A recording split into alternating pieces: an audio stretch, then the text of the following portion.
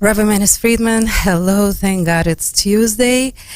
And the question that I have for you today is, did the occurrence, the tragedy of October 7th, resulted in more confusion and division of our world? We were pretty divided before, but at least it was kind of clear. We had the left side, the right side. The left side stood for pro-abortion, pro-vaxxing, LGBTQ. The right side stood more for family values, a right to choose to vax or not vax, to pro-life.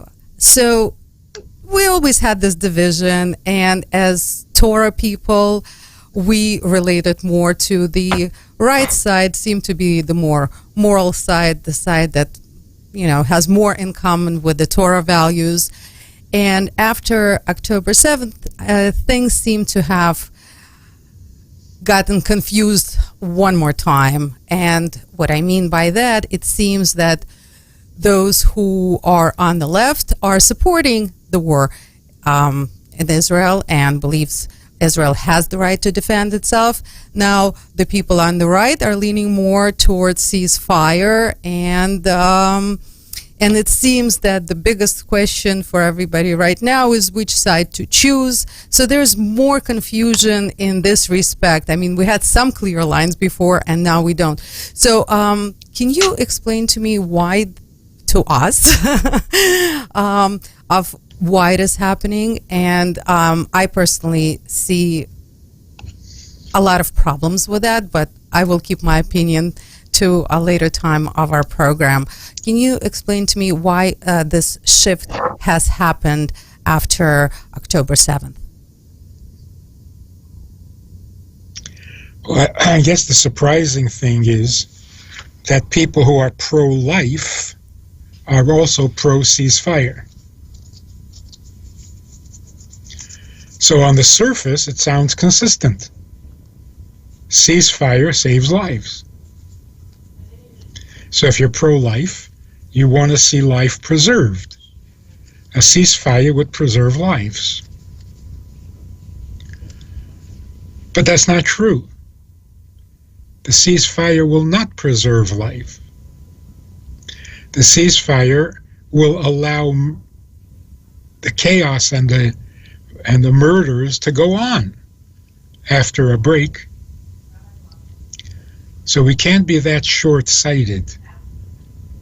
And I guess what we're seeing is pro-life without godliness.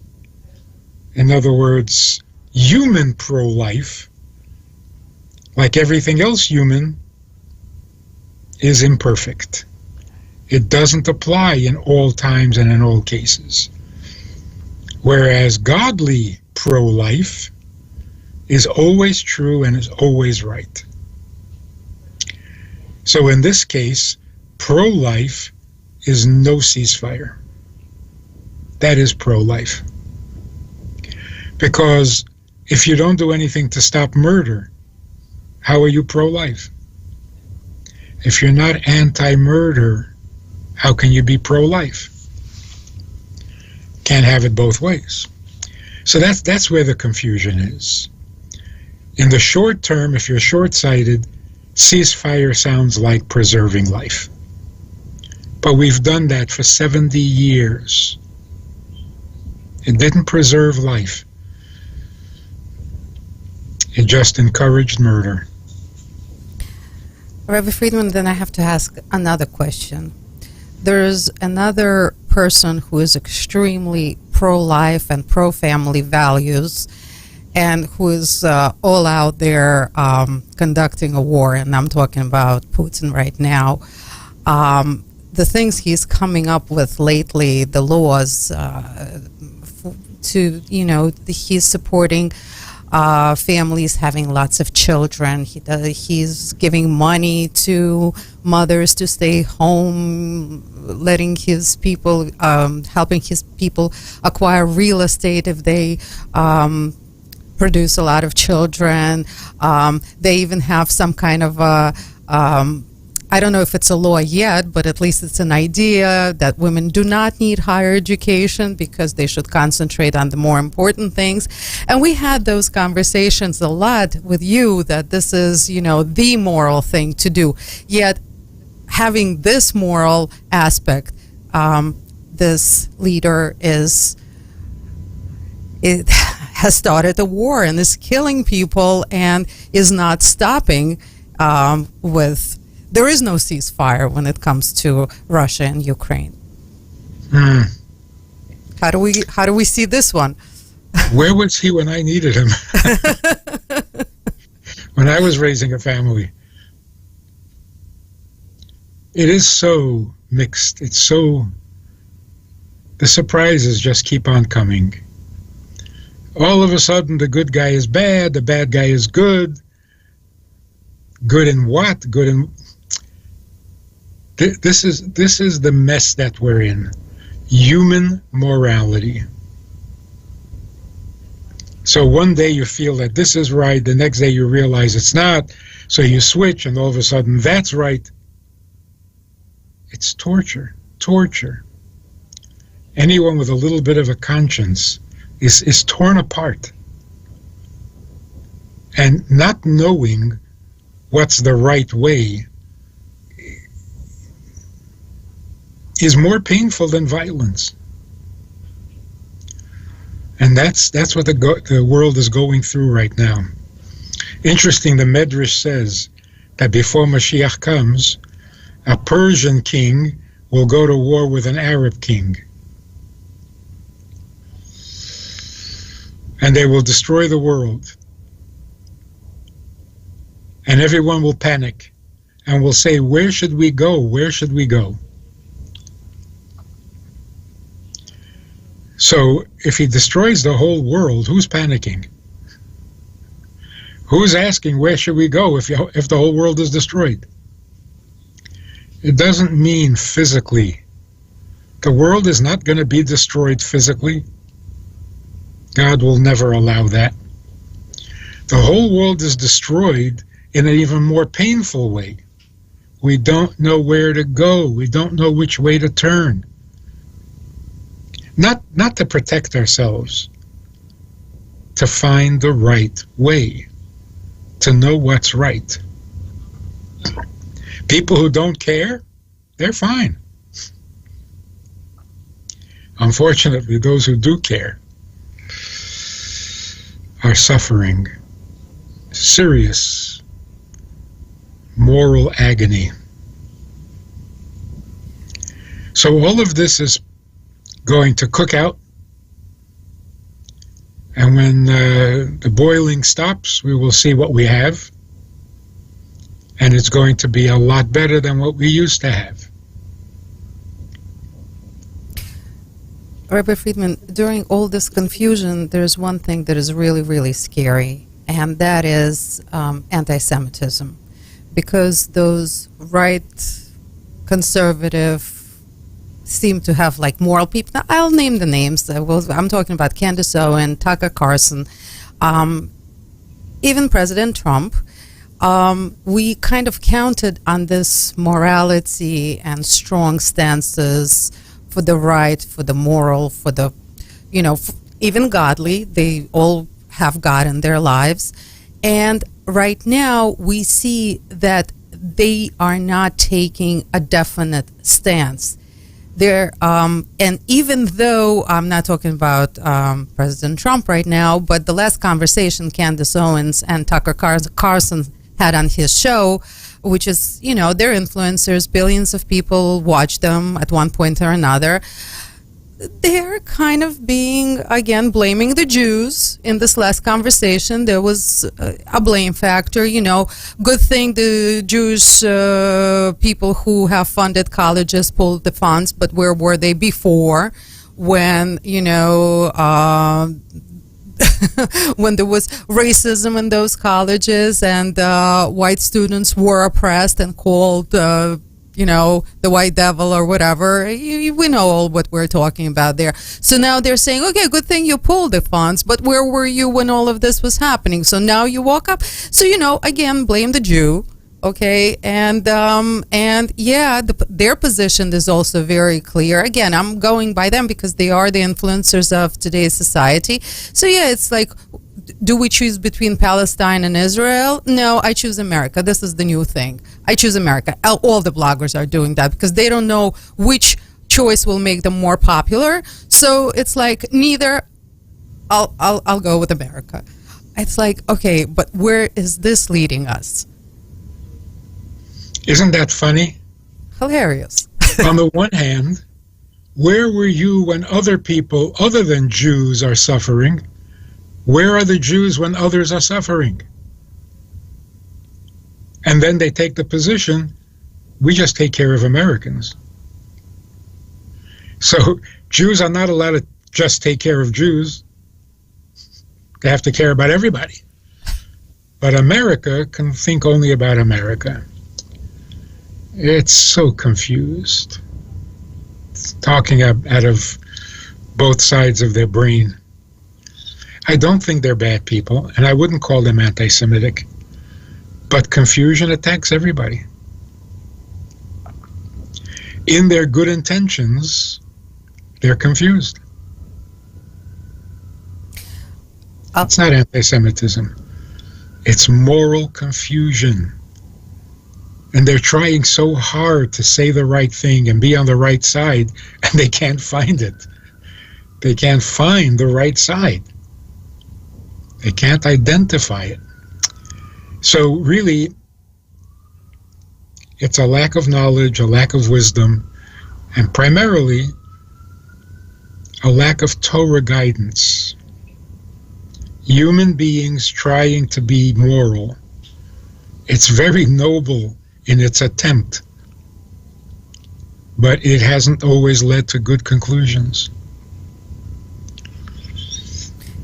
So we need to be more outspoken. More, not less. This is another thing that I hear from a lot of people. There is fear. There is fear amongst Jewish people. People do not feel safe anymore because of this confusion. And that confusion, unfortunately, we can't not think about what happened 75 years ago. We can't, 80. We can't not go back and compare and be fearful. And a lot of people are. That, this again can lead to genocide of our people because of this confusion, because of this propaganda, because of this lack of morality. And the most popular question that I hear among those who are scared, well, it happened before. What's going to prevent it from happening again? We thought we will see Mashiach, we will see redemption 80 years ago, and it didn't happen for us. What makes us sure that this is the time that it will? Because it's more global this time. It's not even in one country anymore. So what would you say to people about to that question?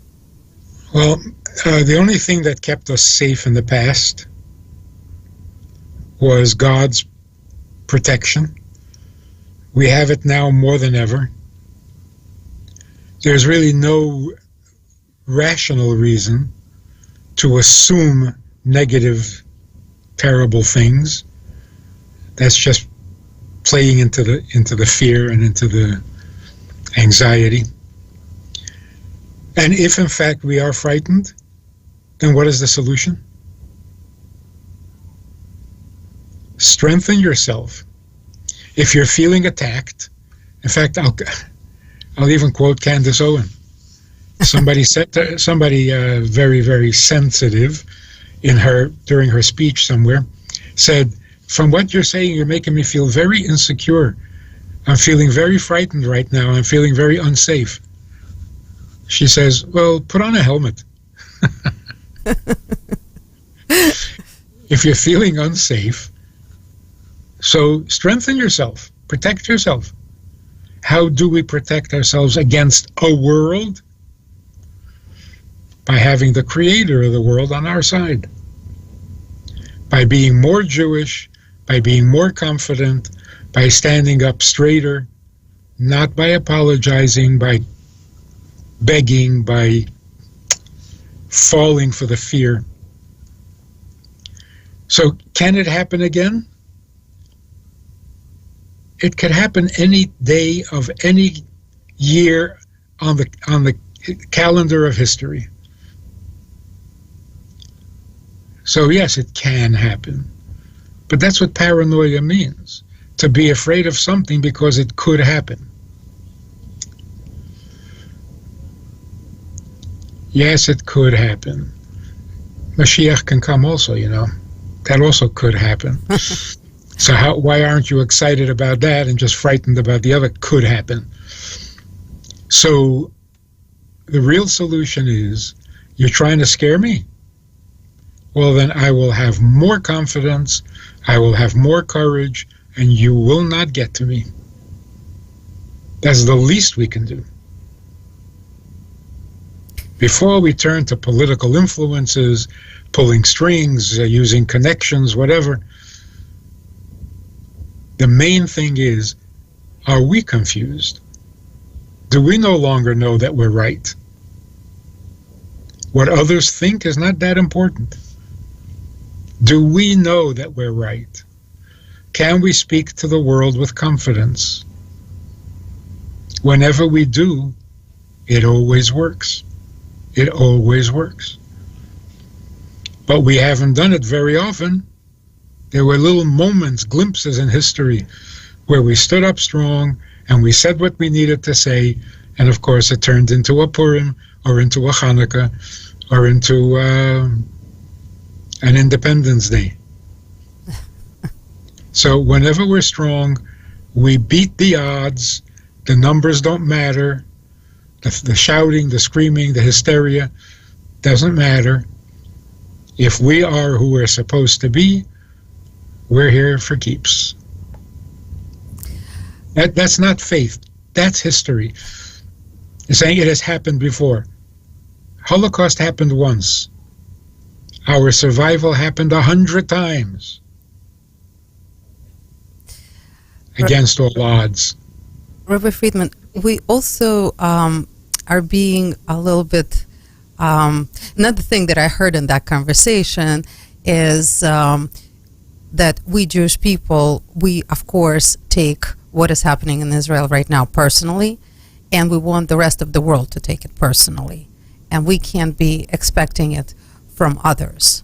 Exactly. But I gotta say, one of our conversations that we had, you said that the best us is when we go outside of personally and care about others more than about ourselves. So right now, I do kind of personally draw a parallel between how I reacted to the war in Ukraine and keep on reacting to the war in Ukraine, and how I'm reacting to the war in Israel. And I gotta say, the war in Israel is a lot more personal to me. I'm sorry to say, but it's a lot more personal to me. Nothing to be sorry about. And I kind of started to feel ashamed because of that. Because is that the right thing? And what are we expecting of the world? Can we expect the world to feel what we're feeling? Is that right? Wrong? Should we lower our expectations? Should we change our perspective in any way? I think our perspective should have been consistent through all the years. We're not asking anyone to be our mothers and fathers. If America wants to do what's best for America, perfect, go right ahead. What's best for America happens to be a good relationship with Israel, which is best for America. You want to be best for the Palestinians? Good luck. Not going to do you much good. So, yes, America should be for America, and Palestinians should be for Palestinians.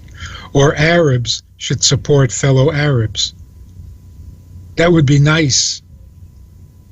It's not happening. So imagine you're more concerned with a political development than with your own children. How moral is that? It's not moral at all. If you can't put your children first and your family first, you haven't gotten to first base in morality. And in some ways, that's what's happening with these human shields and sacrifice your own people in order to make some PR victories for political reasons, even for religious reasons. So you sacrifice your children? Something is more important? So it's unreasonable, it's unrealistic, and it isn't moral to ask other people to bleed for you. You bleed for your own. That's the right way. That's normal. Of course, you don't encourage violence. You don't support violence anywhere. But if we don't put our own people first, there's no way we're going to be moral for others. It's got to start at home. So there's nothing to be ashamed of or to apologize for. When our fellow Jews are being attacked, I feel attacked. When Ukraine is attacked, I don't feel attacked. I may disapprove, I may think it's terrible, I may even condemn it if you ask my opinion. Nobody's asking my opinion. So I should feel the same grief that I feel for my own? How could that possibly be true? So the position that the Jewish world took with Candace Owens, talking about the newspaper that has supported her initially very much and actually probably promoted her in the beginning, right now kind of excommunicated her for taking the stand that she said. But she said exactly what you just said. She said that this is not personal, and I'm against violence. I'm against violence on both sides. And a lot of people are taking this position. Is that a position we should take very negatively, be worried about, or is it something that we should be okay with? I think it's another example of human morality that is without content. Who is not against violence of any type? Who? Who is not against violence? So to say I'm against violence on both sides. Wow, you're such a tzaddik. Of course you're against violence. Problem is, there is violence. What do you recommend we do? It's not enough to say I'm against violence. It means nothing. I mean, the people who are suffering from the violence are certainly against violence. But they have to pick a side because they're the ones being attacked. So if you think you're right and if you think that you're doing the right thing, then be strong and fight violence with violence. Once you realize I'm wrong, I'm just doing this because I like violence, then roll out the white flag and surrender. That would be the right thing in the presence of violence. But to say I'm against violence, yeah. I'm against death. I don't think anybody should die. Rabbi Friedman, but ever. Of course. Rabbi Friedman, but should we demand from people to choose sides? Should we be upset if they don't? Should we should we be worried if they don't? Well, if you hear what people are saying, it doesn't really matter to us. It's more of people revealing themselves in their opinions. So when you hear people defending Hamas, you know what kind of people they are. It's self-revelation. To Israel, it makes very little difference. We got to do what we got to do because it's the right thing to do, and we really don't have much of a choice. So we do it, and we do it with confidence, because right is right.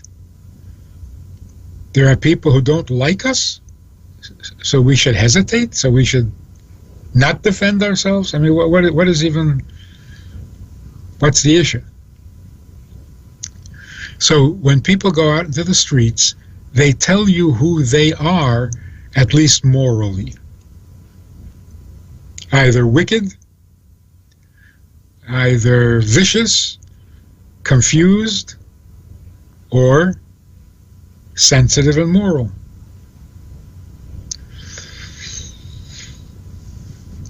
But it's more on them than on us. It says more about them than it says about us.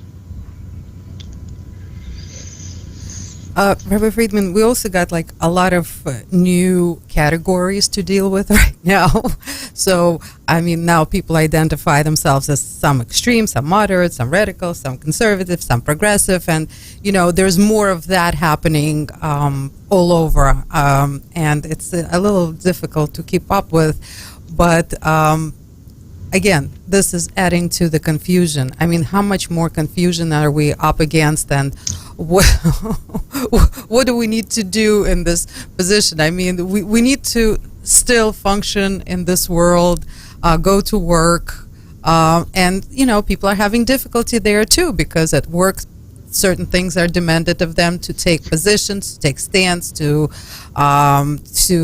act accordingly, whatever that means, in accordance to a company they work for. So there's a lot more sensitivity that we're up against right now. I don't know if sensitivity is the right word. I wouldn't use that word, but that's what is being used out there. So, and how do we deal with it? I mean, you know, we definitely have a very strong position as Jewish people of where we stand, but then we are demanded to take certain positions and certain sides. And how do we act in our place of work, in you know, in social circles? In a time of crisis, in a time of war, there are heroes and there are villains. Those are the choices. People have to be either heroic or on the wrong side of the issue. The silent majority, those who are moderates and who are, you know, those are titles, it's really irrelevant. If you're not a hero, you're not a hero. And if you're on the wrong side, you're on the wrong side. You may have good intentions, you may be out of ignorance, but you're on the wrong side. And that's how it's going to go down in the record book. You were on the wrong side. Or you were a hero. So moderate in time of war is nonsense. Nobody needs moderate right now. In truth, we never really need moderate. The heroes are not moderate and the villains are not moderate.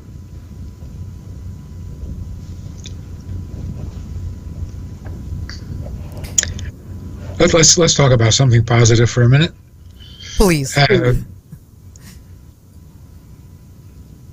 Much of our history and our education as Jews has prepared us to live in a world full of paradoxes. We're the minority, but we outlive everybody. Okay, we're used to it by now. You're right, it doesn't make sense. It's a paradox. We are a paradox. We live by paradox. How did we get used to it? It started with the Torah. If you understand Torah properly, the way it's meant to be understood, God created the world. That's a paradox. God has no business creating a world. Creating a physical universe is a menial task for the King of Kings. Kings don't get their hands dirty. They don't create physical structures. They hire people to do that. God created the world. There was no one to hire. It's a paradox. If you read it superficially, God created the heaven and the earth. Wow, he's so talented. He's so powerful. He's so... No. It's degrading. It's a paradox, not a compliment. What is God, who is infinite and perfect, and what's he doing creating a world? It's counterintuitive. God sends a little piece of himself and breathes it into us so that we're walking around with little pieces of him. That's a paradox. God can't be divided into pieces, and why would anybody want to be divided into pieces? This goes against common sense. It goes against morality even. Sending a soul from heaven down to earth into a body, it doesn't sound like a moral thing to do. The soul is a very sensitive, godly thing. Leave it in heaven where it belongs. God comes down to Mount Sinai and introduces himself and says, get to know me. Get to know God.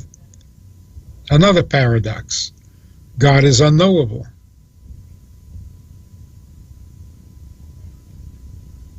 So how do we get to know him if he is essentially unknowable? The Torah is full of paradoxes. Almost every statement, every story, full of paradoxes.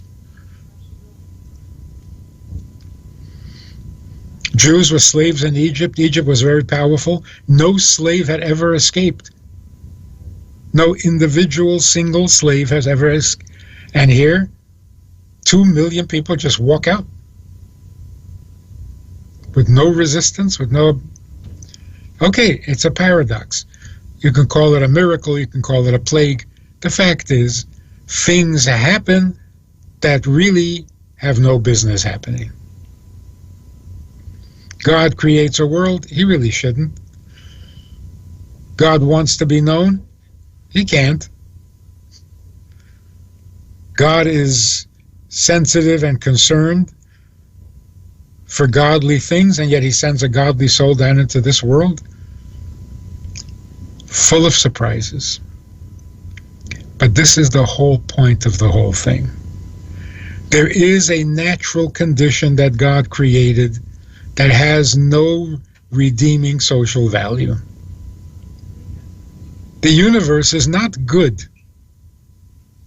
It's pretty. It's awesomely pretty. It's not good. It's full of pain. It's full of darkness. It's full of evil. The good is a relief, but it's not as good as heaven. So the whole creation is just a big puzzle. What for? Why? And on the other hand, this lowest of all worlds will become the highest and the most godly of all worlds. Paradox, yes. Okay, another surprise, another paradox. We can handle it. If the whole world is against you, how do you plan to survive? You know who you're talking to?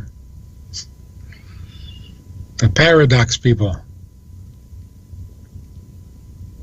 So now we're not intimidated by facts. We're more interested in truth. Facts are not so nice. Truth is awesome.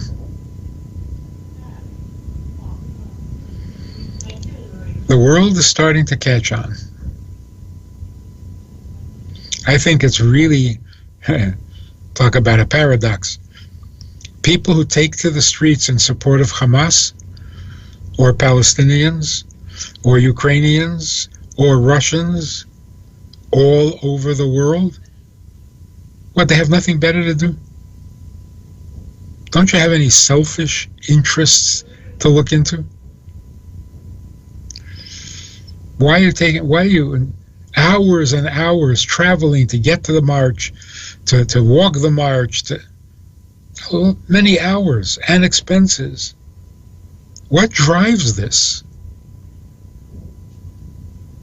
I'm not asking who's paying for it. That's a different question. Somebody's bankrolling this whole thing, of course, but why do people have free time? Why would they take time out of their private lives, personal lives, and march and scream and howl about things they know nothing about, they have no connection to? You ask the average protester in the streets, how far is it from Gaza to the Ukraine? They have no idea where either one of them is. They have no idea. Is it possible that a rocket meant to land in Ukraine could accidentally land in Gaza? Well, I guess if it's a big rocket, they have no idea. But they feel a need to transcend their own interests and be of service. They got it all wrong. They're totally verblunget. They're on the wrong side of every issue. But they're not on their own side. That's good. Now it's just a question of finding your compass and facing the right direction. But you're already out in the streets. You've already compromised on your own needs, on your selfish needs. That's great. Now just turn around and face the right way. So the world is getting better. And the people that scream with all the passion of their soul, pro-Palestinian, save Palestine, free Palestine. When did it become your problem? What is your interest in this matter? Nothing personal. It's admirable. But if you're going to be admirable, do it in the name of God. If you're going to pursue justice, pursue divine justice. If you're going to be moral like the Ten Commandments.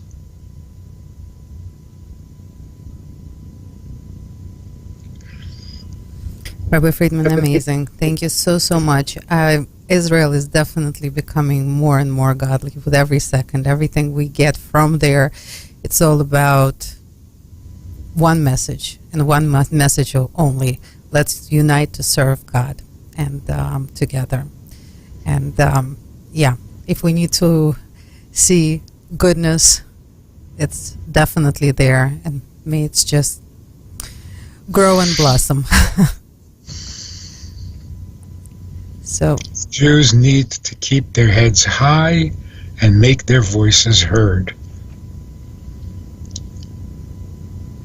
Is it not a miracle or a paradox that we are such a tiny, tiny fragment, both of the globe, state of Israel, and the people of Israel, Jews? We're such a tiny minority. We're such an insignificant part of the world. And yet the attention of the whole world is once again on Jerusalem. It's got to tell you something. God keeps moving the spotlight back to us every now and then, every couple of years. The spotlight is on us. We have the microphone, and we can say whatever we want to say. And we need to say something. Rabbi Friedman, and thank you for doing that, exactly that, all your life, because you are really, really setting us straight. And I cannot thank you enough for allocating this time to Radio USA and speaking to our community and answering the questions that we have. And it's amazing. Thank you so, so much. I hope that next week we'll see and hear more good news, and we'll have a lot more happy things to talk about, or at least with your help, see the goodness and wherever we don't see the goodness. And thank you so, so much, Rabbi Friedman. And every Tuesday, I say, thank God it's Tuesday. Thank you for the opportunity, and we will see good things. Bezrat Hashem. Amen. Amen. Thank you so, so much.